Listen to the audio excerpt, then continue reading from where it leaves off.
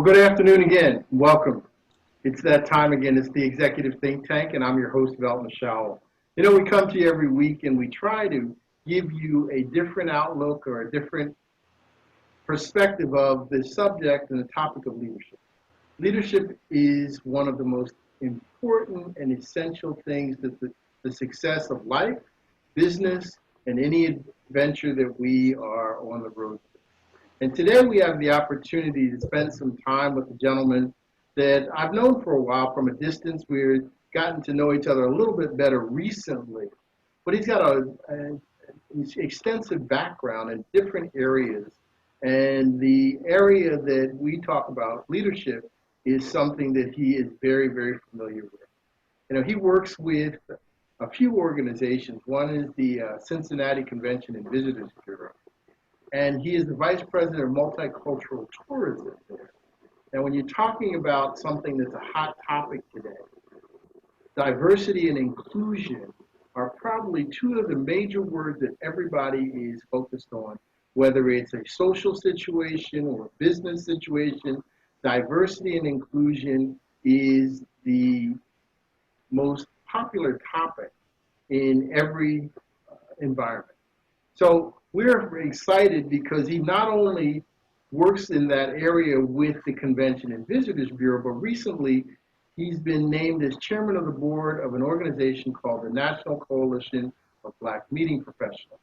Now, I'm not sure if you're familiar with that group, but that's a group that's near and dear to my heart because I've been a member since 1985, and my mentor was the founder, God rest his soul, Howard F. Mills. So I'm excited to have the opportunity to spend some time with Jason Dunn today and welcome him to the Executive Think Tank as we talk about the issues that are important to today, but we also introduce you to Jason and let you know who he is. As I said, he's been around for a while and he's done some amazing things, but I'm not going to tell you his entire story. I'm going to let him fill in some of the areas that I have not addressed. But I'm going to welcome or introduce to some and welcome to others, Mr. Jason Dunn. Jason, how are you? How you doing, sir? How you doing, man? Thanks for having me. You and I'm great. Man, I'll tell you, when you sent me your bio, I said, wow. I knew that you had done a lot of stuff, but I said, you know what? He's got so much that he's covered and so many things that he's experienced in different areas, especially from a leadership perspective. Tell people a little bit more about your story and how you became, number one, the Vice President of Multicultural Tourism in Cincinnati, a city that I'm familiar with from many years ago when I used to come there for the Queen's soccer tournament, but also you're the first supplier to ever hold the position of chairman of the board for the National Coalition of Black Meeting Planners. So fill in the blanks for us a little bit there, Jason, because I know I've done an abstract view. Yeah. So let me first say that my steps have been ordered from the man above. So I can't really give you a descriptor of how I got to where I am. But what I can do is give you the journey that I went on and to get to where I am. So I was in Cincinnati in 2001. There was unrest after the shootings of an unarmed black man named Timothy Thomas. And post the unrest, I was involved on the other side saying, don't come to Cincinnati. And a couple years later, after the boycott had ended, there was a discussion from the Convention Bureau on how do we bring people into Cincinnati. And so there was a recruitment process where I was recruited from some of the community advocates and some of the politicians that said he's the best guy to have the conversation. And I began to bring people together working with the Bureau. At that time, had no African Americans in the sales department. Frankly, had no African Americans. There's only one, actually, I think, only person there. And so as I began to bring people in under contract, I did a good job. And then they offered me a job after some projects had concluded. And then I began to, my first convention was through Coalition in 2004 after my hiring of September 4th of 04. So I'm coming up on 16 years actually tomorrow being in the industry. And Coalition kind of got me involved. Charles Hales, who's my mentor within the organization, gave me my first contract. In fact, he demanded that if I am not at the convention, he will not do business with Cincinnati. And so that's my very first contract, United Supreme Council. I went there, and the rest is history. Anna Ponte and Bill Williams and others, Charles Snow, put their arms around me and molded me to who I am. And now that I put my work in, the organization has broadened its perspective and included much more than just meeting planners and suppliers, but Black people who are involved in the industry as a whole. That's why we changed our name. And then that gave the opportunity for me to be elected as the first supplier to be chairman of this great organization some 37 years later after its founding. Fantastic. You know, it's amazing because I remember the inception or the development of this organization and how much of an impact it's had from a leadership standpoint on the hospitality industry. Now, when you talk about, number one, the organization and how the organization is structured, it was primarily developed as a meeting planners organization. And the suppliers were there for pretty much to capture the business or to develop relationships with the professionals on the meeting planner side to bring business to their destinations, to their hotels, so forth and so on. As that organization has developed, how has the role of the chairman changed now that the supplier component, because at one point, suppliers were not allowed to be the chairperson, or they only had a few non-voting suppliers on the board itself. And I'm asking that question not just because it's unique to that organization, but there's a process that this organization is going through that many other organizations either have gone through or will go through. How does that change your role as a chairperson? So I think well, two things. One, it hasn't changed. Can you hear me? Yeah. It hasn't changed the mission of the organization, although it has broadened who we affect.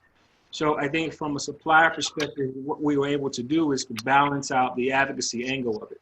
So to your point, you're correct. From the meeting planning inception, the organization was created because Black people or Black meeting directors were tired of going to destinations where they didn't see people who look like them. So the conversation was, how do we do that? And then how do we leverage our collective buying power?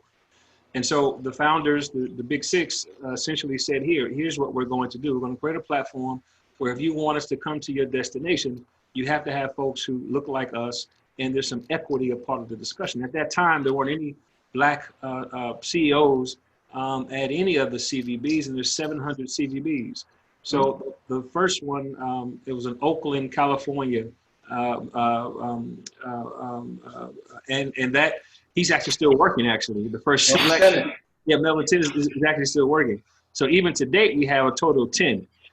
So I guess to answer your question directly, what the suppliers are able to do is kind of balance out our empowerment opportunities. So, you know, I've been big about how do we show the market or show the industry our real value outside of just being Black. Our value is not being Black. Our value is the money that we spend. $1.3 trillion is what the data shows is that our community is spending.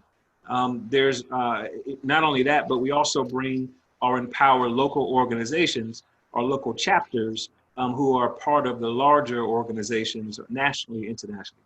So there's some empowerment things that go through that. So from a supplier perspective, we give the holistic piece of the business case of why meetings are important. Two, we can back it up with the meeting organizations that come to a destination. And three, just the leadership that comes with that of selling our true value to the industry as a whole. So we've been doing that now. I think people see us differently. The collaborations are more broadly accepted. I think back in the past when some of the planners were involved, there may have been a resistance to partnering or collaborating because of past experiences, which made sense. So we were protecting our own. But I think as we kind of got into a different place, it has allowed us to see collaborations as power and not as someone trying to take us over. So I think we have the opportunity to build on that and Mhm. provide some room to grow as well. Mm. You know, there's a couple things that you talked about.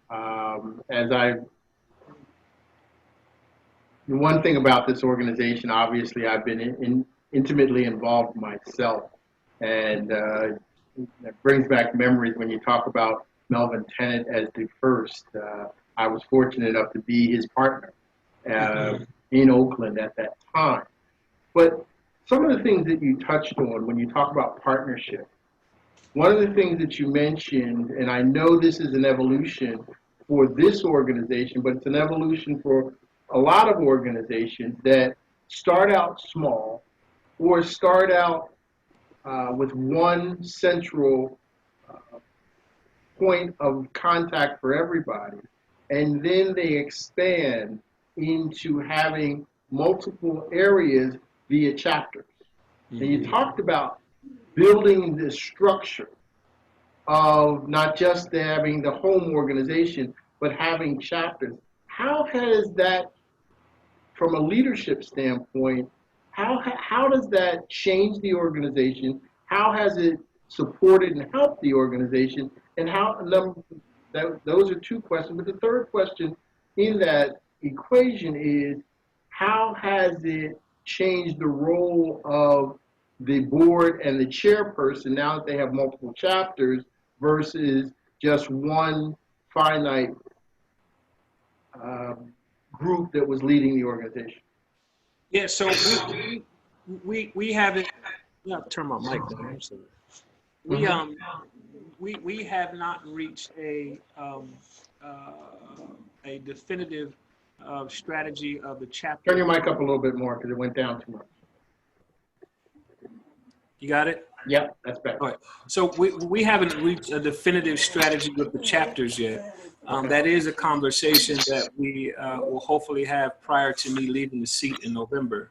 But I think how if that comes to fruition per the board, I think it just it concentrates more power for us throughout the country. Because to your point, in the past we've had, I think we went from 2 conventions in the spring and fall a long time Mm-hmm. ago, and then we went to one because it made more sense in the business case wise to do it to one Sure. convention. And I think the past year we've had more engagement with having programming and affiliations in this particular interest to make sure people were talking and communicating and sharing resources. So it has made sense. But I believe that the chapter focus is something that will, again, concentrate our power within the individual cities. It will allow for shared resources, professional development opportunities, et cetera, and that connectivity that we need as an organization. I think we are only as strong as our weakest link, and oftentimes it's because people can't travel or folks don't have the opportunity to engage for budget purposes. And Mm-hmm. if we had the chapter set up, I think it would help us a long term and create that kind of ecosystem that supports each other. So again, that's part of the discussion coming up, and we hope to have a decision before the end of the year. Okay. You know, it's interesting because I've seen the partnership with some other organizations like MPI and uh, some of the other organizations that you've reached out to. And as you said, at one time, it was not a focus, primarily because you got to have your own house in order, and you also have to make sure that you're not absorbed by another organization by reaching out. But I see that that's starting to happen now, and it is actually, I think, from a power perspective, it's going to help strengthen the organization. What's the thought process there? From a Yeah, so leadership thanks for asking that. It's interesting to say that. So in the past, people were coming to coalition with the intent of buying us. Let's just be honest about it. Because they didn't have a diversity part within their own organization, and or they recognized our true power as our members, whether it's impact economically or the profile of the national organizations. So that was always a part of other person's suggestions. I think secondly, um, the broadening of our partnerships opens us up to more resources. And I was very clear about that when I took the seat. That was one of my 5 points. One is that we have to have professional development. Unfortunately, many of our people or our members have been pigeonholed into just coming to coalition, but not allowed to go to where the majority or white constituents, our white counterparts may be going for professional development, MPIs, ASAE, EIC, et cetera. And we found that to be absolutely the case. In fact, many of them didn't even know those organizations existed because they weren't allowed to go. They were pigeonholed to RCMA, coalition, and on to the ethnic shows or the faith shows, which predominantly didn't have those type of education opportunities that the industry sought or are considered to be prominent. So that was the issue. So I wanted to bring those opportunities to our organization, so people, when they come to our groups, our institutions, have the same opportunities. I think second, in order for us to grow and to really become a dominant force within the industry, we had to first introduce people who may have marginalized us in the past to who we are. And that's with the business case, that's with the data set, that's with who our members represent. And to answer the question directly as to why we exist because we weren't allowed in the past to be a part of some of these organizations that are 100 years old, that are over 67 years old, et cetera. We just weren't allowed to be in those groups or weren't received, so we created our own organization. So it's not that we wanted to be self-isolating, it's because we were isolated based off of being marginalized, but here's our true power. So again, you have to introduce other folks as you're being reintroduced to them. And I think lastly, as we begin to talk about the space of D&I, you cannot have that discussion without having Black people around the table. And frankly, we've trained all the folks who are considered to be the elite African Americans within this industry, whether they admit it or not. They came from us. We trained them. Now, it may have been taboo to claim that years ago, but all of a sudden now it's important and people are accepting it. But the truth of the matter is, and it has not changed, Coalition of Black Media Professionals, and at that time, Black Media Planners, trained what people consider to be the Black professionals within this industry. And frankly, some of the best, whether they're Black or white, come from us. And so it's time for us to accept that, to recognize that, and give ourselves the credit. And that's broadening those partnerships allowed us to do that. Mm. You know, it's interesting that you say that because we're in an industry, or you're the industry that you're in. When the nation catches the cold, it already has pneumonia. Yeah. And right now, COVID-19 is having a major impact on the hospitality industry, from the restaurant perspective all the way through the airline perspective to the hotels and destination. From a leadership standpoint, with an organization not just as the National Coalition of African American Meeting Professionals, but also with the city of Cincinnati and some of the other organizations that you're in tune with, how are you preparing for the new normal? Or how is leadership coming together to get itself indoctrinated to what has to happen in what we affectionately call the new normal? So I think we have to be clear. The new normal, as it relates to our perspective, is diversity. Diversity has to be a part of the new normal as we have the discussion moving forward. Mm-hmm. We can't afford for it not to be.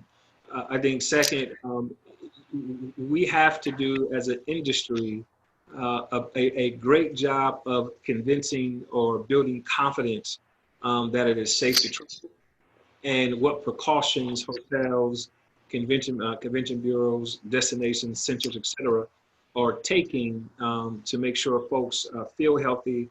They see that they're actually practicing healthy practices, and there's some legitimate things that they're doing that they have not done, just not words, but the actions to make sure folks feel can feel safe when they're in an environment.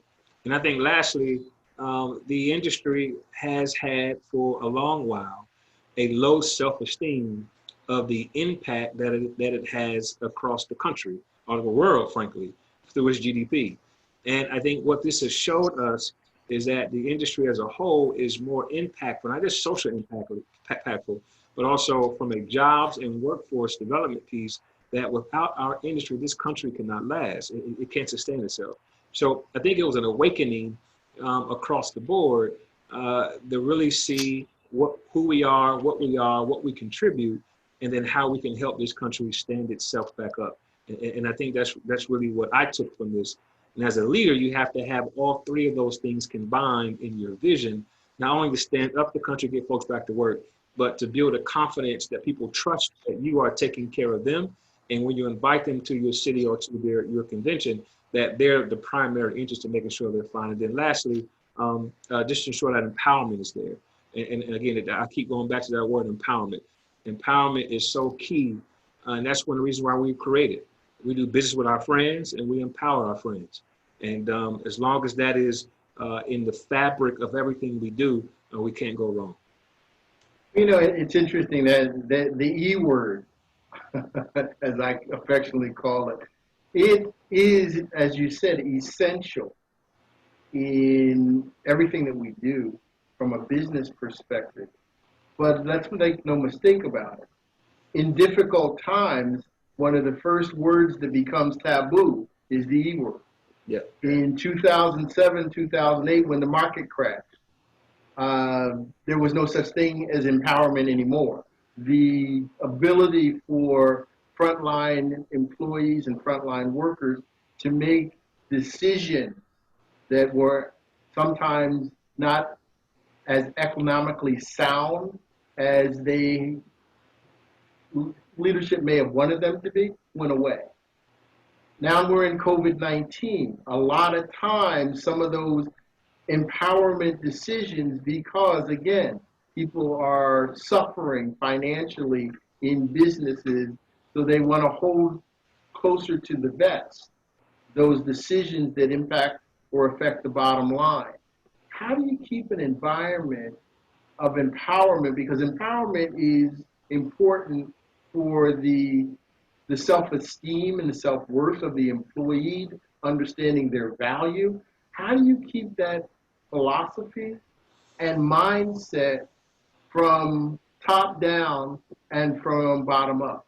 Because it might be from bottom up, but it might not be from top down. Or it might be from top down, but it stops in the middle and never gets all the way to the bottom, if you know what I mean. You know, Yeah, we have the policy, but the procedures don't support the policy. I get it. I think empowerment is based off facts and relevancy. And what I would argue in 2007, 8, and 9, when the market crashed or was crashing, depending upon what year you're talking about, we weren't in a position as Black meeting directors or professionals to really speak to our power.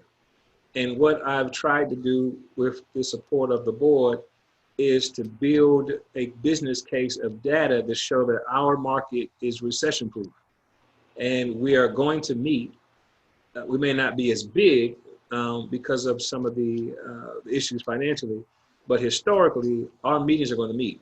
And I even did a spreadsheet that went back to 1918, where the Spanish flu and what was called the Red Summer happened in Chicago, where it was a race issues and the same issue with the pandemic, but the AME Church, CME Church, all of those organizations still met. They may not have been as big as they are now, but they still met.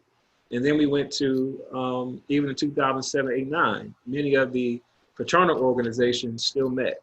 So I think the business case of if you are really trying to bring your industry back and your business back, you got to do your own homework, and you have to have the courageous discussions, not just race, because I think that's what people are aligning courage with. you have to have the courageous business discussions to make them prove you wrong with data. To your point, when folks are in need, they go back to what they know. And what we have done is challenge folks to not to resist the temptation of going back to what makes you comfortable and presenting facts that lead in a future way that not only will sustain what you currently have, but also build upon what you can have if you just make a leap of faith and go off facts and data. And so I'm again a big believer in let's look at where we are right now. Is there anywhere in history where this has taken an issue or affected us before? And then how do we align the facts from the history to now to the future to make sure we're protecting ourselves? And I don't know that we've had that discussion as an industry until recently. Mm-hmm. Mm-hmm. So as we come out of this, we're not really out of COVID-19 yet, but how do you see the industry developing because obviously with things like social distancing and the disinfectant requirements that we have, it's going to have a major impact on the industry as a whole. From a leadership standpoint, I was talking to another person in the industry a couple of weeks ago. And one of the things that we found is just an example, a ballroom that used to seat 1,200 people, classroom style, is now basically a ballroom that will seat 600. So that's going to have a major impact, not only on from a financial perspective, from the convention center or the hotel, but the organizations themselves. From a leadership standpoint, how do you see the adjustments being made? And I have to be really honest with you. We're now doing something that we didn't do 5 years ago, which is we're on a TV show that is now digitally put together. You're in one location, I'm in another location. We're having a conversation, and we're going to be broadcasting this to people all over the world. How's that going to change the industry from an on-site presence as well as a digital presence? And how do you see us grasping that? And I'm not asking you to answer that question, because if you do, then if you are able to answer that question, then I'm just going to come over there and work for you as your bodyguard, because you're going to be the richest man in the world. I think from a very practical perspective, it has stretched us to grow. To your point, the virtual piece was something of the past. Was something that no one thought our particular demographics anyway, would be focusing on. I mean, it's been around for a while, but it has not been within our purview, put it that way. And I think what it has done, frankly, has stretched us to pivot, to find ways to reach our people and additional folks that may not be able to attend in person, but it's opened us up to a whole different base of folks who may not have known about us. And it is, like I said, it is widened our ability to get the information on who we are and what we do and how we do it. And so that's growth opportunities for us to do that. I think it is a lot of pressure on the industry to reinvent themselves in a way that, we have to create experiences now for folks to actually attend a convention. It's not the same old, you're selling your hotel and that's it. Experiences will bring the people, and trust will bring the people. So the hotels, the centaurs, destinations, and the organizations have a task now where we have to work together to provide not only the trust that the building was going to be safe, but the experiences are worth it now, right? So people have a decision: do you want to come in person or do you want to come virtual? And then how are you making both of those engagement platforms relevant to me, so I can spend the money and use my time effectively? So it opens us up for a plethora of opportunities for growth, and it forces us to to have to build that trust with our constituency. And we have to kind of look at people versus the bottom line and find that medium. So it forces us to think a little differently. Mm, fantastic. Well, I know that there's a lot that has to go into it. It's a I don't want to say an insurmountable task, but it's a task to restructure that's going to take a lot of effort and a lot of people all pulling together to the same end. So as you move forward, Jason, if there were two or three things that you see that are extremely important to the revitalization of the industry post COVID-19 and setting the groundwork for a future that is successful, what would that be? You know, definitely there has to be a sense of balance. A sense of balance meaning that a person has to, I think what COVID has done is made people kind of see what really is important, and slowing people down has allowed them to see that where they're centered. So I think the mental health of our constituents and leadership is very important, because this has been a trying time for everybody mentally, and some folks are in depression and some folks aren't, but that is really what it is. I think secondly, and I'm talking from an individual, not from an organization perspective. I hope that's okay. And I think the mental piece is second. Folks are seeing that they cannot be dependent on one source of income, because now that you're furloughed or let go, or you're struggling financially, what other sources of income do you have that can sustain your family? So you begin to think differently from a, you've given all you can to an organization, then it just pulled from under you at the blink of an eye because of someone else's decision, not your own. So how is that affecting your family? And then I think three, it opens you up to having to pivot to create, reinvent yourself and create opportunities for yourself long term. So how does that relate back to an organization? Again, look at your budget. How does the creating relevant programming or relevant things that resonate with your membership to make them stay a part of your organization is important. So you got to figure out how do you reinvent it, wow, reinnovate yourself as an organization to stay relevant. So folks will want to pay the membership to be a part of it, right? And I think first, the other piece is you have to make sure that mentally you know how your members are doing. That means you got to call and talk to them. You got to put surveys out. How are you feeling? Blah, blah, blah. You got to talk to them. Communication is key. And I think the last piece, like I said, from on this perspective, is to broadly connect and expand with who your partners are to fill the gaps of where you're missing to make your organization stand up stronger. I think if you follow those principles, I think you begin to still see that you're relevant. You'll lead in different spaces, and you'll find yourself a shared resource that you may not have had before. All right, this is my last question, and this is going to be one that you're going to have to think about for a minute, because Yes, I think about it every day.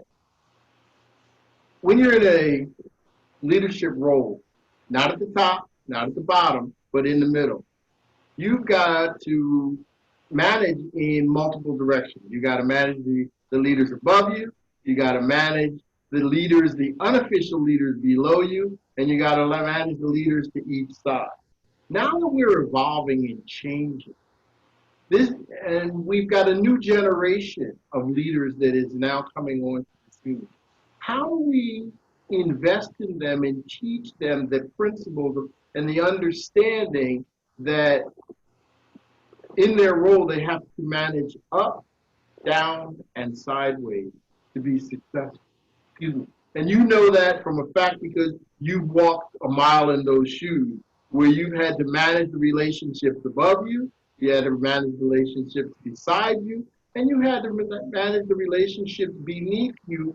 Number one, to get their cooperation a lot of times to get the job done, but you've got people that are aspiring to take on your role, that you have to nurture, train, and mentor.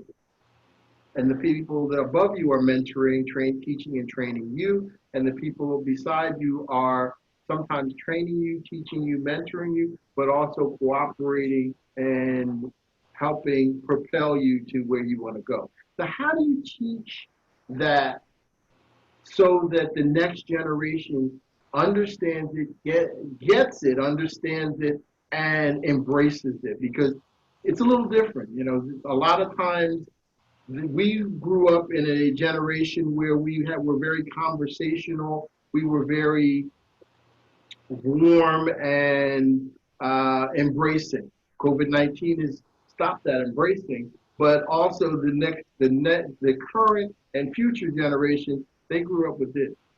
And it's much easier for them to send you a text or an email than it is for them to sit down and actually have a meaningful conversation.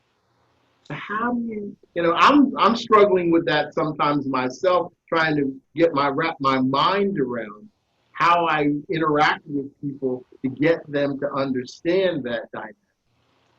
Yeah. And I'm always interested in learning from other people how they look at it. So I can tell you from being on both ends of all three of those scenarios. I didn't put you in a category. I want you to know that. Yeah, no. I didn't see which category. No, I get it. No. And I think that's to some extent you're always in one of those categories as you go through life. So I don't think you ever come out. There's always someone doing better than you, or someone that is doing something in a different way that you can learn from. Put it that way. Mm-hmm. So I think a lot of that comes with respect. I think what I'm finding as a young professional from 42, 42. I forgot. That's funny. I'm 42. And yes, from a young man's perspective. Go ahead. So from a young man's perspective, oftentimes, and I'm being extremely honest with you, I hope that this is appropriate, and I hope that you appreciate this. What my generation is coming up against is that the power structure that is within any industry has its favorite African Americans or Black people that they put out front. And what my generation is looking at is, do those persons really reflect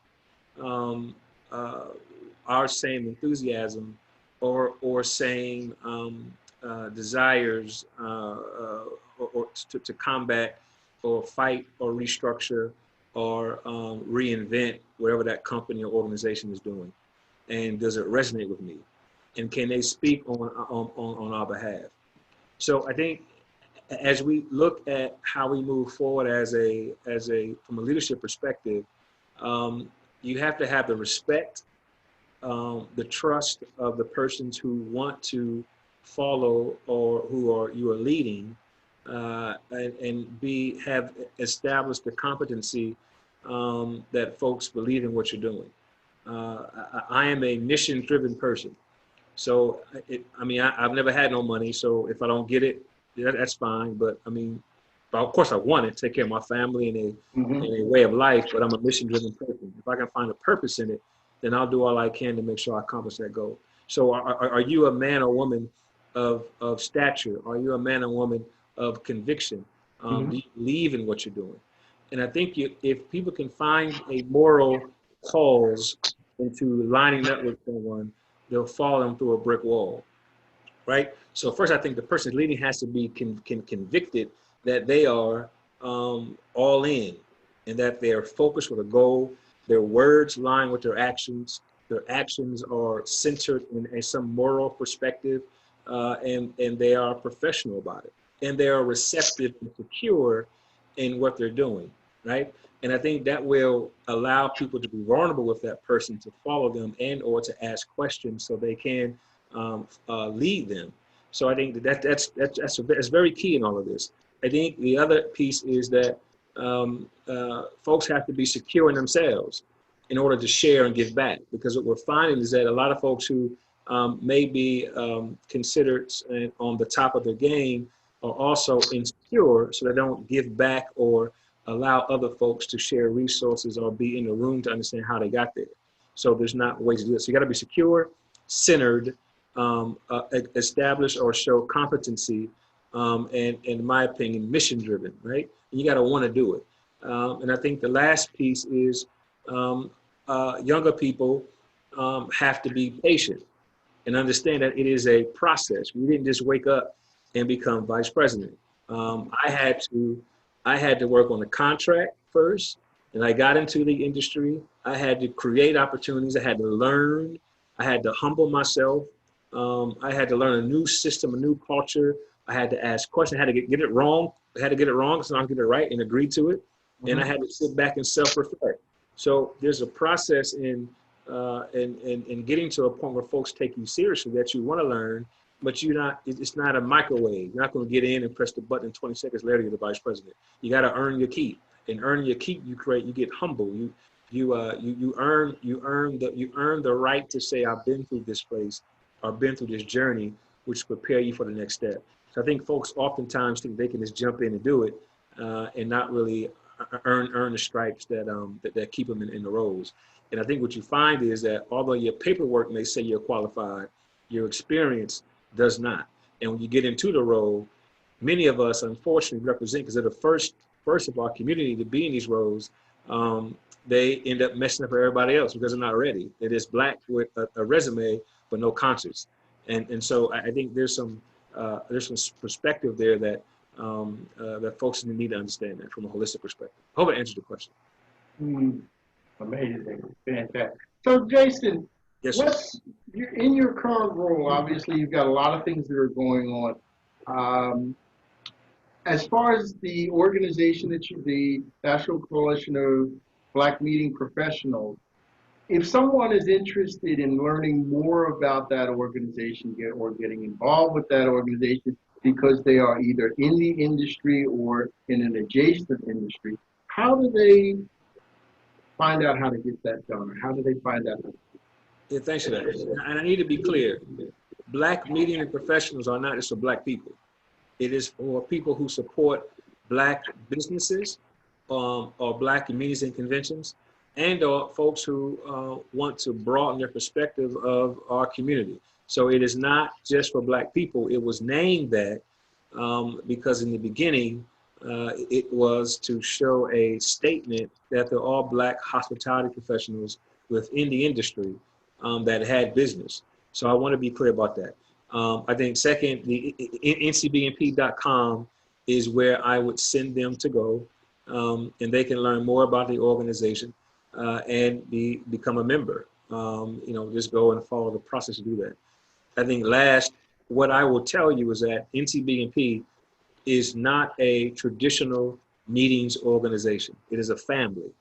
There are many people like yourself, Shelton, who may not be directly connected to the industry, but will always be connected to the family.